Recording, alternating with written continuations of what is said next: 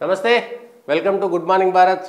political voice ను దయచేసి like చేయండి సబ్స్క్రైబ్ చేయండి షేర్ చేయండి కామెంట్ చేయండి ఈ రోజు ఉన్నటువంటి వార్తలకు సంబంధించినటువంటి అంశాలు వార్తల్లో ఉండేటువంటి వాస్తవాలు విశ్లేషణ చేసుకుందాం దానికి సంబంధించి ఈ రోజు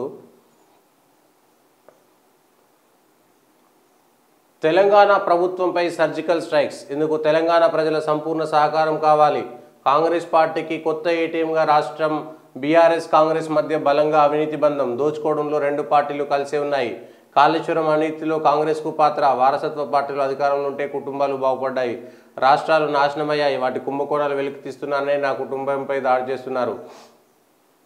పటాన్చెరులో మోడీ ఎస్సీ వర్గీకరణకు సంపూర్ణ మద్దతుని పునరుద్ఘాటన ఎంఆర్పీఎస్కు సంబంధించి గతంలో ఎంఆర్పీఎస్ ఉద్యమ నాయకుడు మందకృష్ణతోటి కలిసి హైదరాబాద్లో భారీ బహిరంగ సభ నిర్వహించారు అసెంబ్లీ ఎన్నికల ముందు ఇప్పుడు పటాన్చెరులో మాట్లాడుతూ ఎంఆర్పీఎస్కు సంబంధించి మాదిగల వర్గీకరణకు సంబంధించి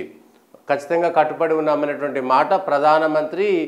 స్పష్టంగా చెప్పారు అయితే అది సుప్రీంకోర్టులో ఉన్నటువంటి అంశం కాబట్టి కేంద్రానికి సంబంధించినటువంటి అప్డేట్ ఇచ్చేటువంటి విషయంలో కూడా పూర్తి స్థాయిగా వర్గీకరణకు అనుకూలంగా సమర్పించినట్టుగా మనకు తెలిసింది